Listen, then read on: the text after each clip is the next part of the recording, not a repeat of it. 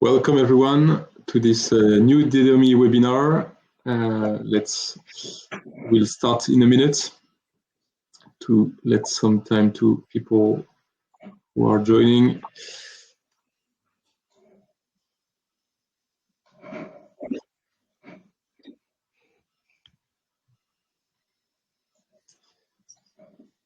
Great, we've reached quorum, so welcome everyone. I'm Romain Gauthier, your host today.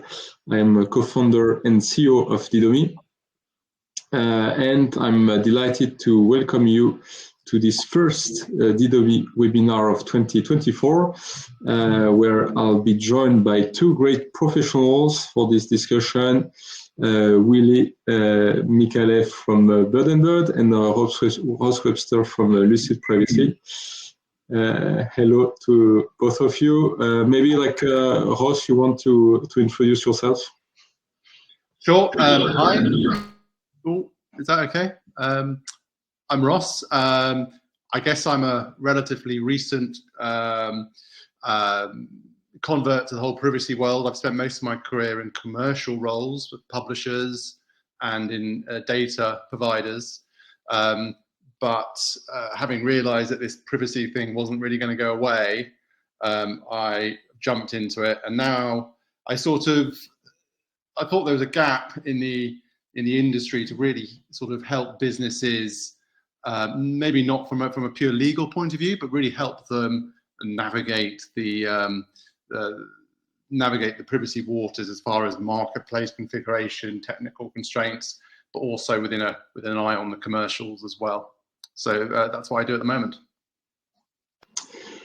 Indeed, it's a statement that connects very well to what Didomi is as well. So we've always been on the look for solutions and to make sure that we would help our customers navigate this privacy transformation, and that has obviously legal and privacy impact, compliance impacts. But first and foremost also is transforming the way you work if you work in specific departments that touch personal data. Thanks for joining, Ross, and we are also very happy to have Willy with us. Hello, Willy. Can you also please introduce yourself to the crowd? With pleasure. So my name is Willy Micallef. I'm a data protection partner at Bird & Bird, advising on GDPR compliance, but also e-privacy and cookie compliance. I'm a partner with Bird & Bird, which is an international law firm with 30 offices across Europe, the Middle East, Asia Pacific, North America, and with data protections experts in all of these offices. So I'm very happy to be with you today to discuss the great transformations driven by the regulation, but also by platforms, and which are very important to bear in mind to define your strategy in the beginning of this year. Indeed, thank you, Willy, for joining. So as a starting point and maybe as a warm-up, we've selected a few events of 2023 just to illustrate how active we've all been last year.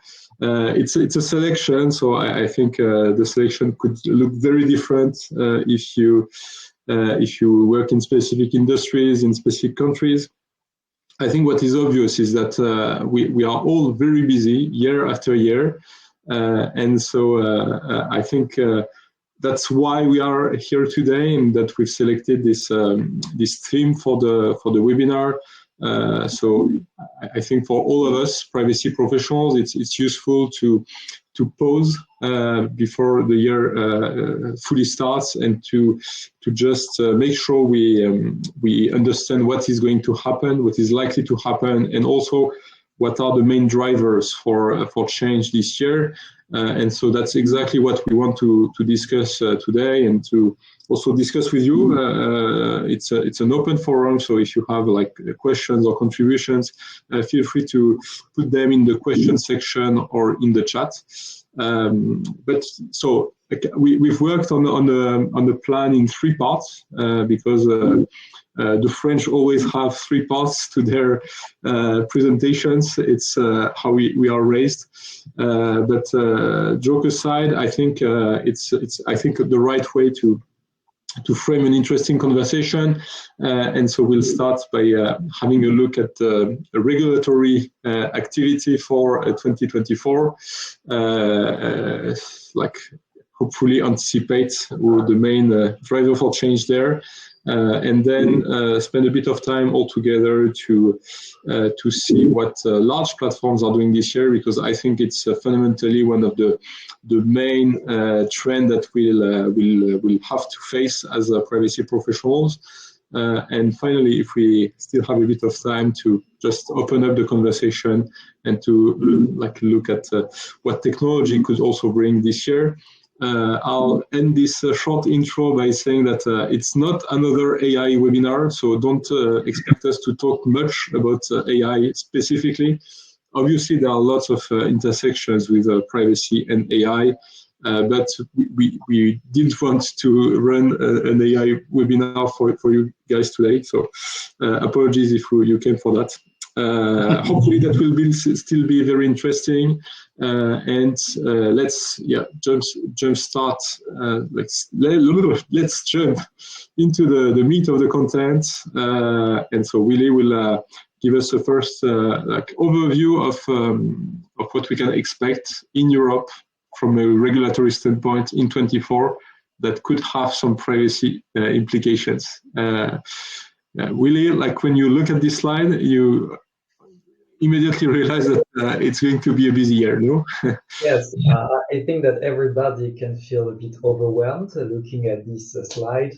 I will address the key regulatory changes in the European Union, and then I will ask my colleague Ross to comment about the UK and the US. So in the EU, the agenda is going to be very busy because in 2024, several data laws will enter into applications. And these laws have a goal that is the objective that the European Union is to be seen as a leader in a data-driven society. And therefore, it is in the process of introducing an avalanche of new regulations, which will impact your businesses from this year. And I will only say a few words on 5 of them, because there are others, the ones that we like to call the 5 big tech, whose objective is to set out a common set of rules on who can use and access data across all economic sectors, promote availability of high-quality data to create and innovate, and ensure that European rules and values are respected. And you will see that there are many frictions with personal data regulation. So I will first comment the Data Governance Act, which is on the left of this slide, and whose objective is to create a framework for governance of data within the EU. There are 2 interesting things to say about this act. The first is that it requires member states to implement legal mechanisms to facilitate the reuse of protected public sector data, including personal data or information subject to business secrecy for the benefit of businesses. So there is one first opportunity there. The second interesting aspect is that it facilitates exchange of data in the EU between data holders and data users through a new category of service providers that we call the data intermediaries. And these data intermediaries must comply with strict obligation, which may also impact their ability to process personal data, but they can position themselves as a certified, neutral vector of trust provider of data intermediation services. So for this first text, there are some opportunities for businesses. The second one is the Digital Markets Act. This one aims to promote fair competition in the EU and is an attempt to keep the EU's digital market open. It targets a very limited number of companies that we name gatekeepers. These are companies that provide an important gateway between businesses and consumers in relation to core platform services, such as social networks or online service engines or advertisers, such as Google or Meta. And these texts will impose do's and don'ts on these gatekeepers regarding their ranking practices, how they treat advertisers, which is very important for our audience today, access to certain data for business users and end users, and also the fact that they will not misuse the data of their business users to their own benefit. There are many other processing restrictions which will explain some platform evolution that we will address later, such as Google Privacy Note or Meta's Pay or OK. There is then the Digital Services Act. This one replaces the e-commerce directive. It regulates online platform and intermediary services in terms of transparency obligations, content moderation, risk management, online advertising rules. This is also an interesting topic for our audience today, and information obligations. The DSA contains a cascade of obligations from very heavy to more limited for respectively providers of very large online platforms and search engines, all other platforms, hosting services, and finally, intermediary services, which are subject to the lightest set of obligations. Another act which is interesting is the Data Act. This one introduces new rules and obligations for accessing and sharing both personal and non-personal data generated from connected device and related services across sectors. And for example, the manufacturers of Internet of Things products and providers of related service have an obligation to make data accessible to users, which may be either an individual or a legal entity. They also have, under this text, an obligation to share the data with third-party service providers, only where the user consents to that, as well with public bodies in exceptional circumstances. The application of this text, as for the others, will of course create frictions with the GDPR, and we will be able to discuss about it. There is also the last one, the last five big tech, which is the AI Act, which has also a lot of intersection with personal data. But the purpose of this law is to establish rules around the use of these systems. And it contains mandatory requirements for transparency, accountability, and human oversight. And it is without prejudice to the protection of personal data, which means that you need also to comply with all of the other regulations which apply to personal data. So what is common to these 5 big EU data laws? It is that they apply to data, which is a broader concept than personal data. But where personal data is involved, which will often be the case given the extensive interpretation of this notion in the EU, both the GDPR and data protection regulation and the new law will apply. And these are 3 important consequences. Most of these texts contain specific restrictions in terms of personal data processing that your company needs to be aware of if you fall under the scope of application of this text.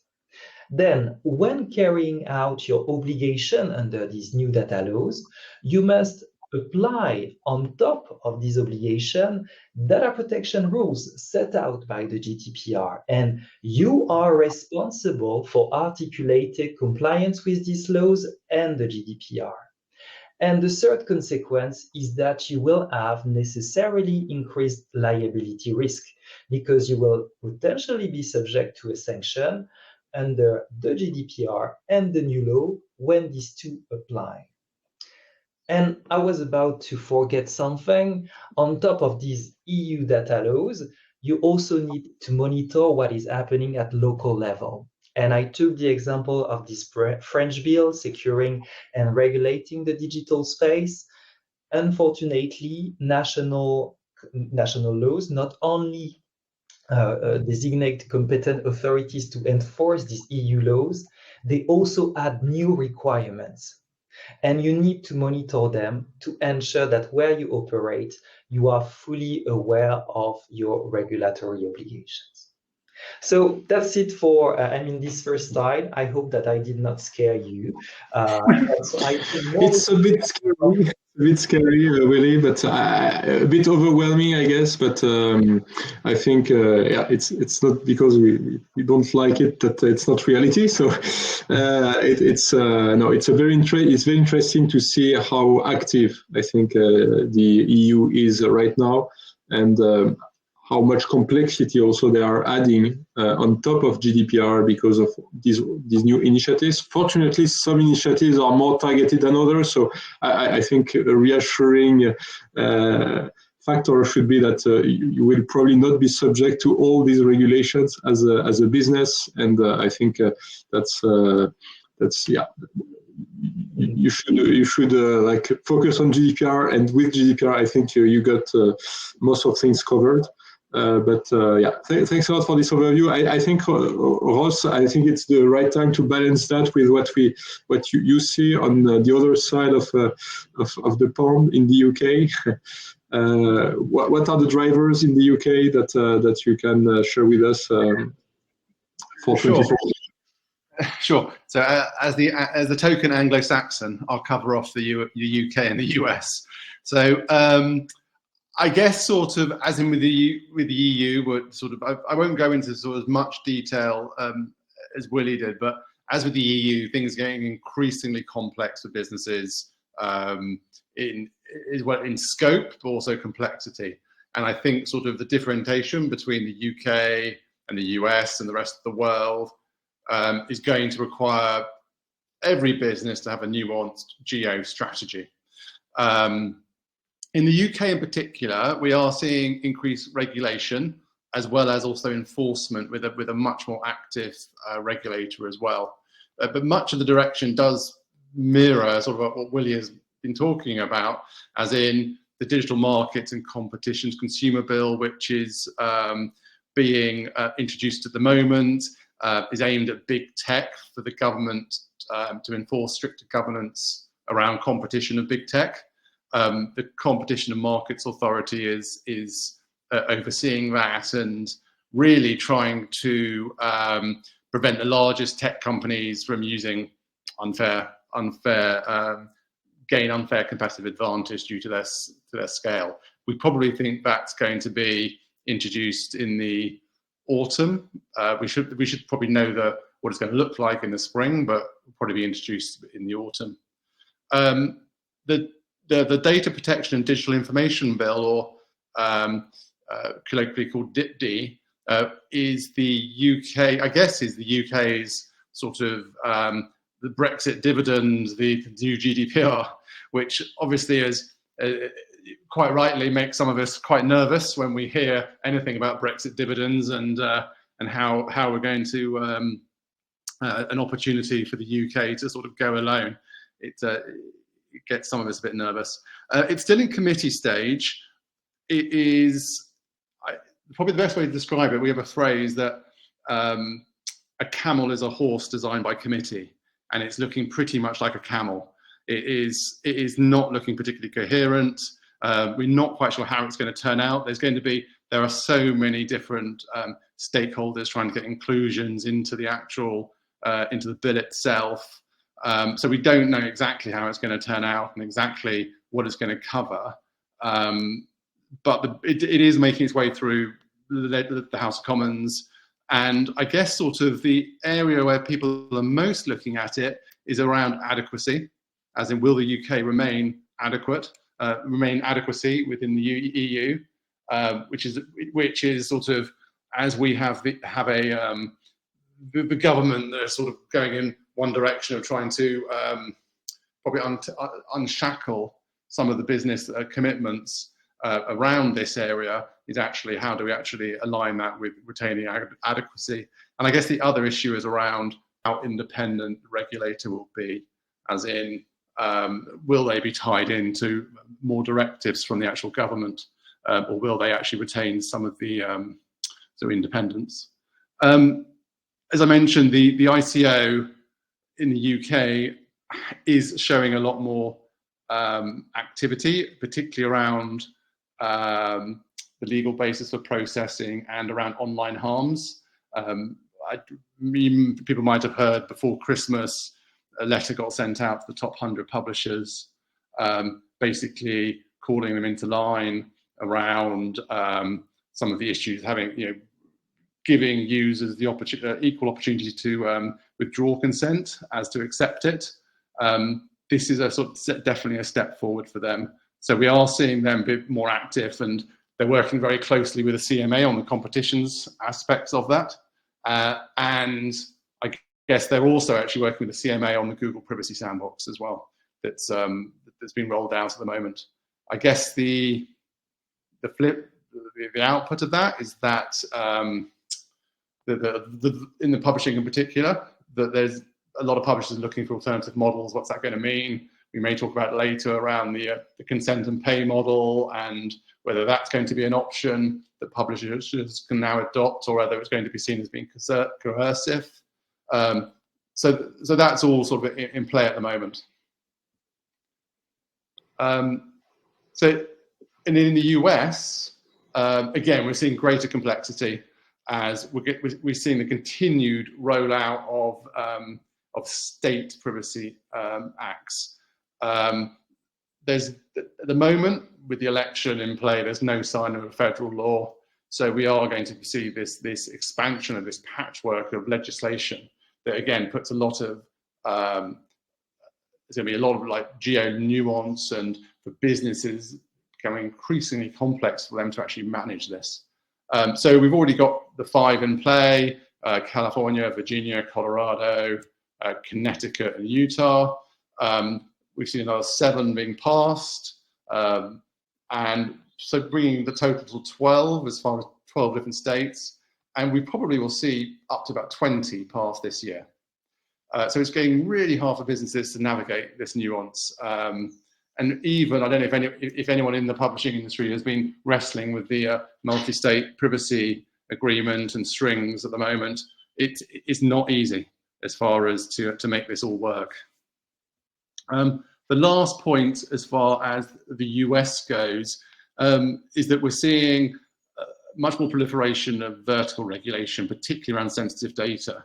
So, which gives another layer of complexity. So you're seeing sort of companies needing to prepare for recognizing different legal scope and legal and impacts of particular laws. So in Washington, for instance, the My Health, My Data law is a very broad legislation that requires consent for processing, but a really broad interpretation of what is health data. You've seen it also around, there's definitely a focus on children, as far as being another at-risk user group, and you're going to see legislation around that, but also a lot more enforcement around it. Across the EU and the UK and the US, there's a growing appetite for enforcement, much more active regulators. So as I mentioned, the ICO are much more active. In the US, the FTC have made health and other sensitive data sets like location and children, a particular focus. I think that's a trend that we are seeing globally, like attention put on specific aspect of personal data or specific like people to protect, including children and minors. I think that there is also this trend happening in the EU. What we can also say at this point is that, like this side, EU, UK, and the US, we are seeing a lot of activity on the regulatory side of things. There were questions about Canada in the chat. So Canada is also advancing fast on the Bill C-27. even if it's not like final and signed. It's there, and we can already see what's in it and how much it could drive change for any Canadian business or any business active in Canada. So overall, I think at this point, with all this complexity emerging from all over the place, the reasonable question to ask is, like, as a company, what should I do? What is the right strategy? How to tackle all that? Yeah, maybe really from a like a legal standpoint, what would you recommend as an approach? And maybe Ross, we can balance that with like the operational vision on this question, because I think that's what everybody here is struggling with, and would be good to get some good nuggets. Yes, I mean, we are having a dialogue with our clients on how to navigate around these new regulation, which have huge consequences for them.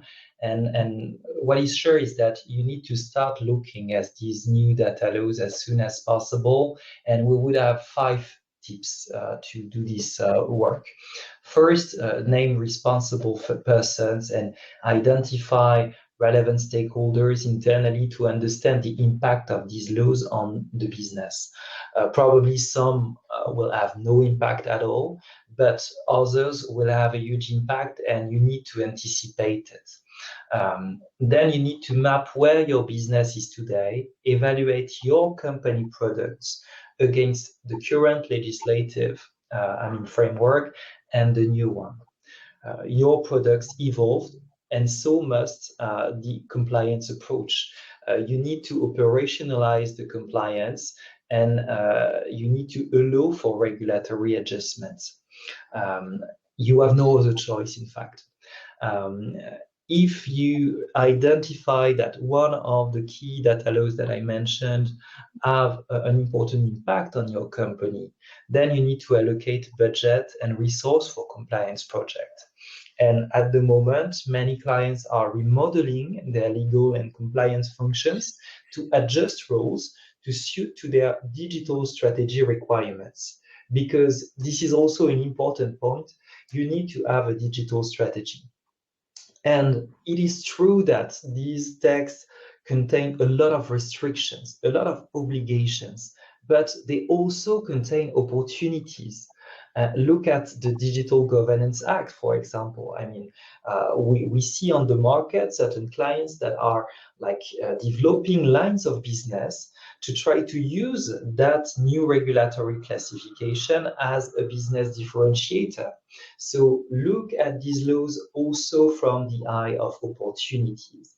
And then our last tip is to prioritize action. You will not be able to do everything at the same time. Given your priorities, the exposure of your company to the regulatory risk, and start executing your plan. So that would be my 5 tips, Romain. Thanks a lot, Willy. Ross, on your side with your clients, what do you see as a successful strategy to cope with this sort of complexity? Is it about establishing like some sort of golden standard that will like encompass everything, like GDPR golden standards everywhere, so that you make sure you do nothing wrong? Or is it about having a more localized approach, or even a very targeted approach, which is something that we are seeing coming from DW clients a lot as well? I guess just to answer that first point, just before I take a step back, but so we know that, I mean, just from Willy's slide alone, we know that 2024 is going to, make 2023 look like a cakewalk as far as, what's ahead of us and what we've got to do. And I think that, so I think really it's about just getting, there's a lot of companies who are just going to start suffering from what we call it privacy whiplash. If you keep on just trying to sort of comply with these laws, they come along, you're literally just going to end up punch drunk, because you just can't keep up that sort of velocity. So I think sort of the advice for a lot of businesses is really, and even fairly mature businesses with fairly mature privacy programs, is to really take a step back and think about, are they structured? Is their privacy program structured in the right way to be able to actually adopt and act on these? And you see a lot of businesses, and I'm not particularly talking about my clients here, but I'm talking about people I talk to, who, you know, they're trying to operate these programs without any sort of senior sponsorship within the company, and privacy is still being seen as that's just a hurdle that has to be done. The legal team will sort that out. You know, this is fundamental to the success of the business going forward, as in how the company reacts to this and how the company can actually move forward and actually spot where the strategic advantages are as well in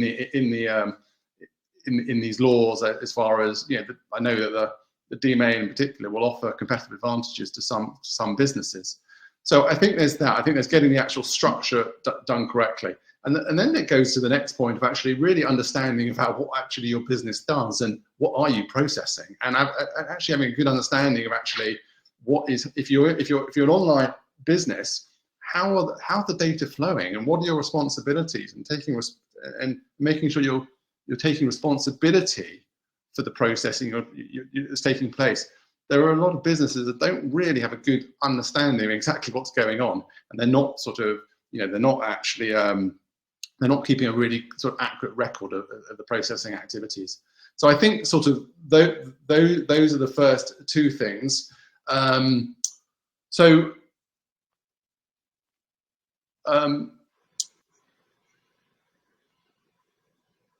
Yeah, those are probably the main points I've got. Okay, thanks a lot, Ross. Didn't want to interrupt, but No.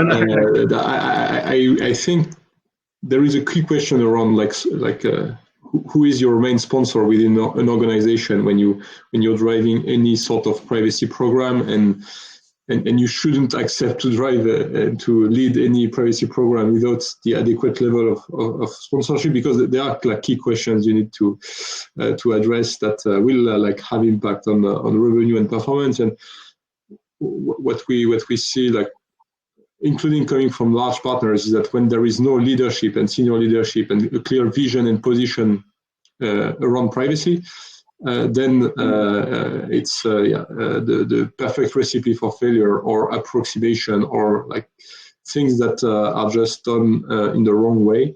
So I think it's one of the valid lessons we've learned from GDPR as well, is that if you do that for the wrong reason, you will fail at the end. What is, I think, very interesting for 2024 is that I think it's a year that will be equally driven by large platforms. So we've seen all the complex regulatory evolution, but the first companies that are impacted by these large changes are large platforms, and they've been even spotted and targeted within specific regulations like DMA and DSA. So I think that's kind of a first, because they were considered equal to any other company up until now, and for the first time we have a lot of changes coming and driven by these large platforms, and that have been forced to do these changes. So just illustrating a couple of them that we are seeing and noticing earlier this year, but there are more examples. We see that there is a lot of activity coming from large platforms, including a lot of interesting positions being taken. The pay or okay position by Meta is, I think, a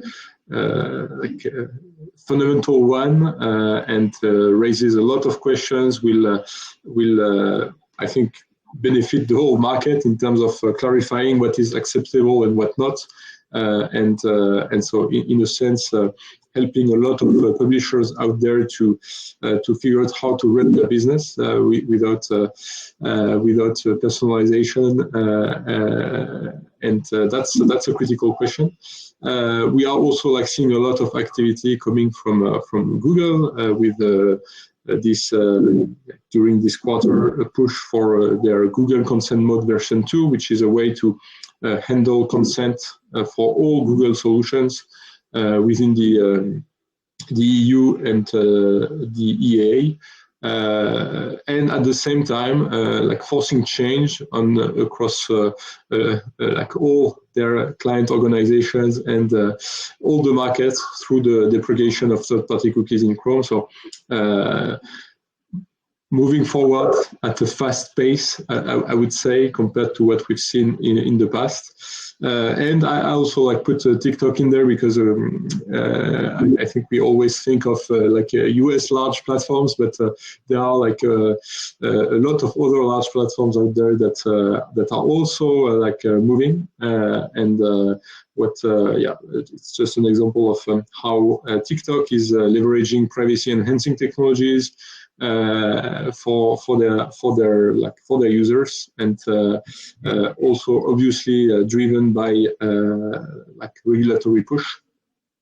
Maybe to start with a fairly like important question. So all these companies are like kind of moving because they can't track users the way they used to, and they are constrained in the way they used to track users. So both of you, like I don't know who wants to go first. Like, are we seeing like a fundamental shift in terms of how people are getting tracked on the internet, or is it just on the surface and it's a business as usual, like behind the scenes? Maybe Ross, because I know from your like past experience, also like with AdTech, you've seen that like firsthand. Yeah, there's a lot of different issues on there at play around here, because obviously regulation is pushing this as far as ensuring that there's the correct legal basis for processing, and that everything is being done accordingly. I'm a little bit cynical about big tech generally, as far as the reasons why they're doing it, and whose interests they're actually serving. That's probably a different discussion. But I guess sort of if you're looking sort of like what's coming down the line, as far as I mean, tracking's not going away. It's just becoming we are focusing on cookies, but in fact tracking is happening in lots of different ways, whether it be other identifiers, emails. It's still going to have privacy implications, exactly how it's going to work. But I think sort of if we're talking particularly around sort of ad tech, it's sort of, you get the feeling that our industry doesn't really think more than like 3 months ahead anyway, to be totally honest. That's the sort of that's the outlook of the planning process. And so you can see the reaction at the moment to the Google Privacy Sandbox, which is Google's productization of post third-party cookie depreciation. And you can see the industry's reaction to that. We've seen this coming down the runway for 4 years. I mean, off and on, stop-start. But it's only now that really people are actually planning for, okay, well, this is going to change some of the fundamentals. How are we going to react to that? Now, you don't see if people are planning 3 months ahead. You're not seeing people totally turn their whole business models upside down. People are just still trying to obfuscate and just trying to sort of navigate just to get to the next quarter. So I don't see huge sort of changes at the moment as far as how people are actually going to build their business and their business models. Willie, on your side, do you think that people like thought that with cookies deprecated, there will be no longer like privacy issues, or is it a bit too simplistic to frame it that way? I think that first, to come back to your general question, it's good to look at what happened since the beginning of online tracking, and it's important to remind like 3 different steps. In the beginning, there was no stringent regulatory framework or regulatory enforcement, and tracking at individual level developed quite extensively. And over the last 10 years, the GDPR, the e-privacy directive, which is the cookie law in Europe, influenced businesses, and they have been required to prove a legal basis for processing personal data, get user consent to access to their device, and everything got more complicated. And now you get additional regulations like the DMA, the DSA, that makes individuals tracking even more complex. So we see a shift from individuals tracking to the tracking of cohorts. Just like the privacy sandbox is a good illustration of this. But I don't think that it is the end of the tracking of individuals, because businesses are looking at other technologies, and I fully agree with Ross. But you need to remember that authorities also step up their game, and they follow this. And when you look at, for example, the guidelines of the European Data Protection Authorities, which was published as a draft in November, I think, they list all of those tracking technologies other than cookies, which also are likely to fall under the requirement to get consent under the privacy directive. So I think that, yeah, there's generally a change in the way of tracking, but this is not the end, I think, of tracking at individual level. There is a question from Alex. Any thoughts on the cookie alternative identity solutions out there, including the shift to tokenized emails? So yeah, I guess that's what you just said, really, that they don't change much from a privacy standpoint and a compliance standpoint. They require consent as well as cookies. So I think they are just an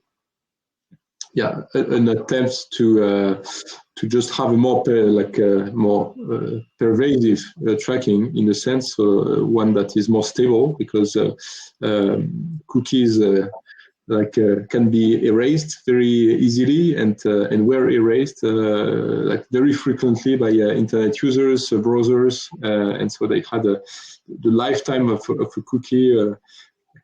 If you do retargeting in particular, you realize that after 24 hours, you'd already lost 50% of your cookies, and that was even before browsers got much more strict. So I think, in a sense, it's we are not moving in the right direction in terms of pure privacy.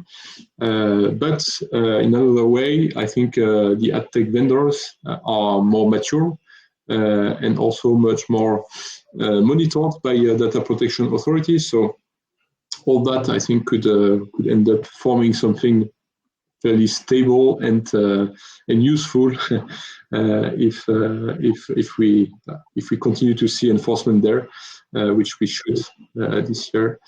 Interestingly, the CNIL in France has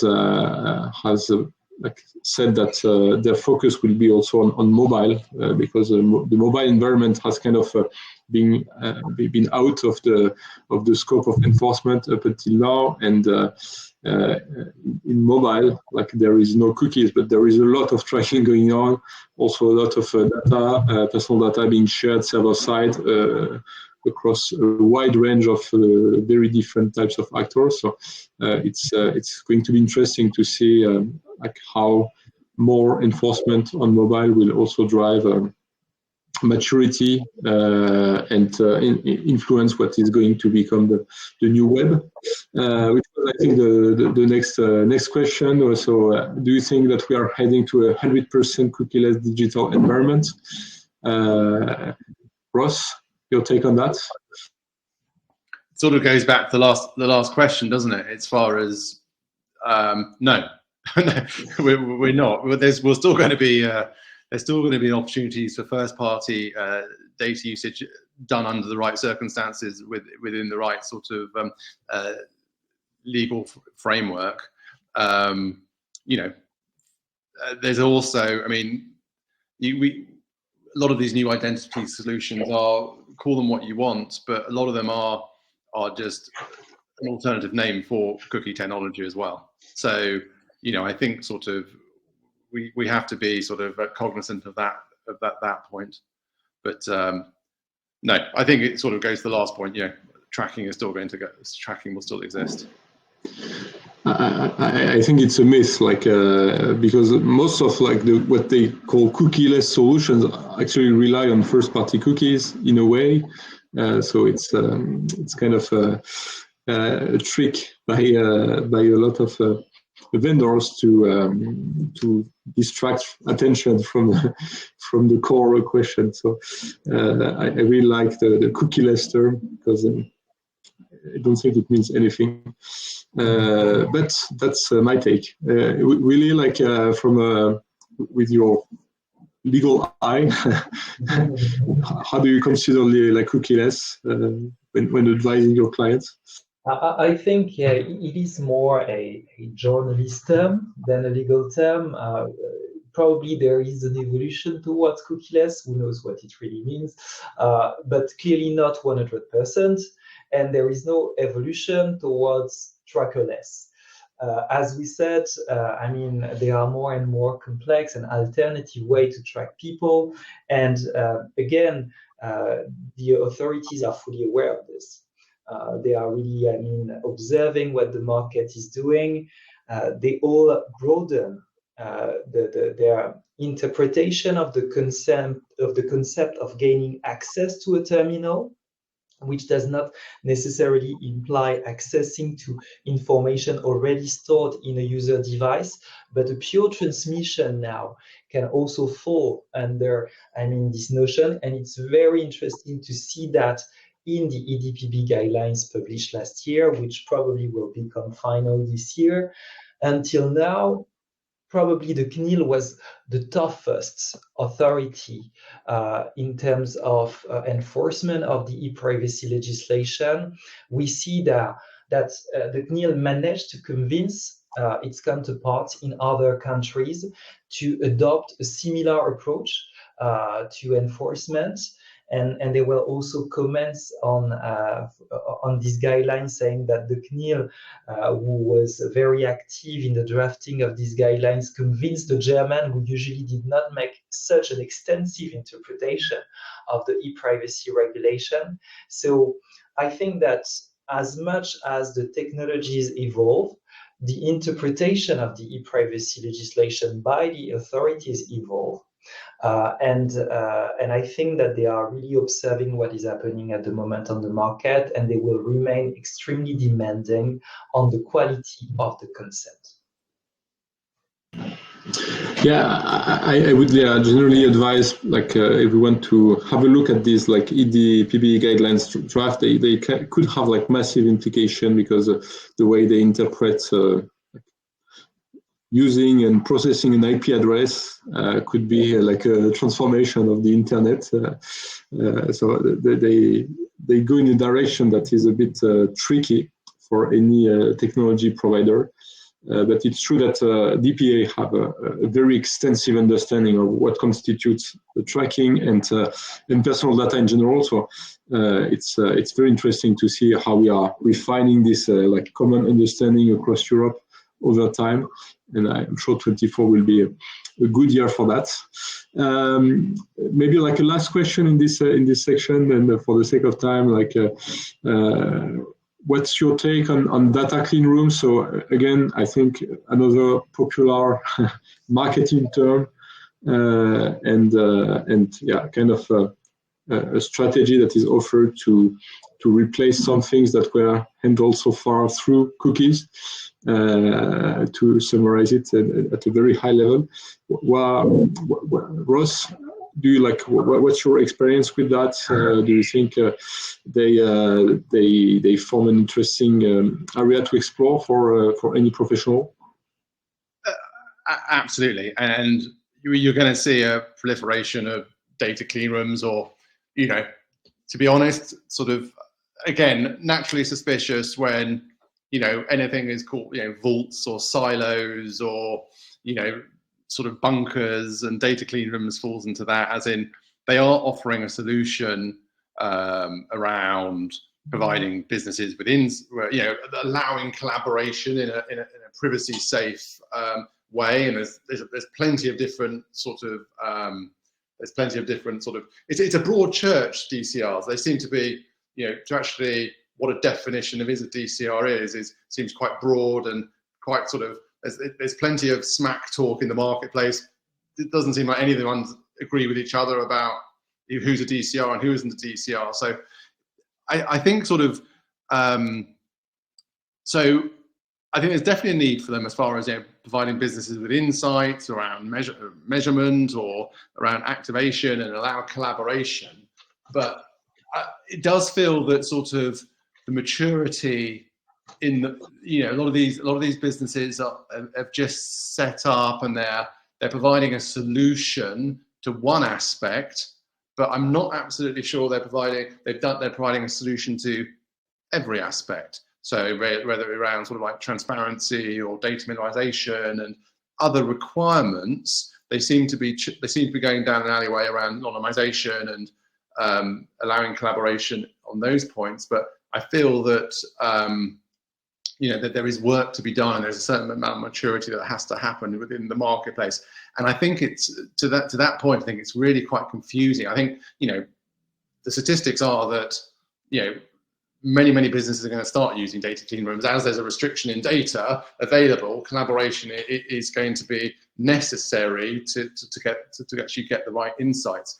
But I do think that businesses that are going down this route need to understand that, you know, have a really good understanding about what the offering is. And these aren't simple many ways, they're not simple plug and play implementations. They're going to require a certain amount of engineering, you know, to really get underneath the hood of it, to get underneath the bonnet of it, to really understand what's going on underneath, you know, to understand how the data is being moved around and the data flows. So yes, definitely. But I think we're at the beginning of the road on this, and I think we're going to see data clean rooms and other privacy enhancing technologies develop a lot over the next sort of 12 months to hopefully get to a situation that's going to be slightly easier for businesses to adopt them. I think one of the fundamental principles of privacy is that as a user, I should never be surprised at my data, but how my data has been used. And so whenever there is any sort of data sharing between two companies, I think that's what you should try to avoid. Like maybe Willy, from a legal standpoint, one way to look at it. Yeah, I mean, it is a response from the market, from a more complex regulatory framework, certain also market trends like cookieless, end of third-party cookies. And I mean, we do perfectly understand that companies do consider data clean rooms. Of course, there are some regulatory challenges to this because they involve sharing of data, and this notion covers different realities and projects, but obviously there are transmissions of personal data, and there are, I mean, GDPR compliance issues related to that, and that need to be properly handled. First, in terms of information, and you were right, one of the basic concepts of data protection law is that an individual should never be surprised by the extent to which its personal data is being processed, and so the information must be exhaustive and transparent. And probably this is a challenge in the context of data clean rooms, which can be addressed. There are solutions, but it needs to be addressed. Then the purpose of the transmission may require collecting the consent. And again, we see more and more demanding, I mean, quality of consent being imposed by regulators, which means that it must be free, it must be well informed, collected at the right time. So of course, we see that trend on the market, and I think we will not be able to avoid it, but you need to properly address all of the different compliance issues and also how to justify compliance with certain tricky fundamental data protection principles, like the data minimization principle that Ross just mentioned, which also may be tricky to comply with. So yeah, many challenges. A nice to-do list to have when carrying out a data clean room project.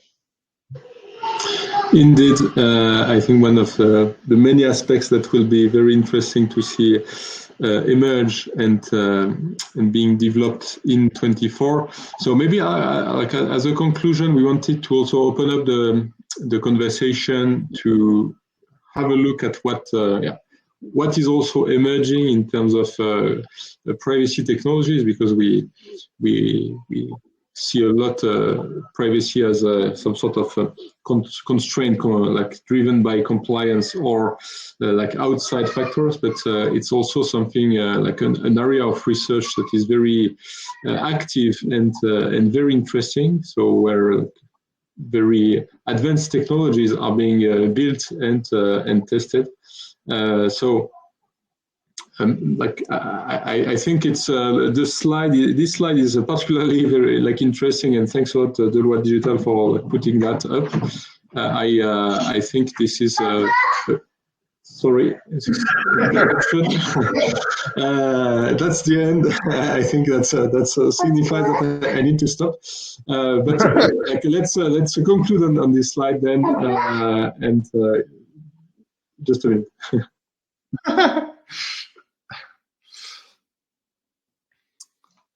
I was on mute, but Ross, I don't know if you have any comments on those privacy enhancing technologies. What's your perception of the trends?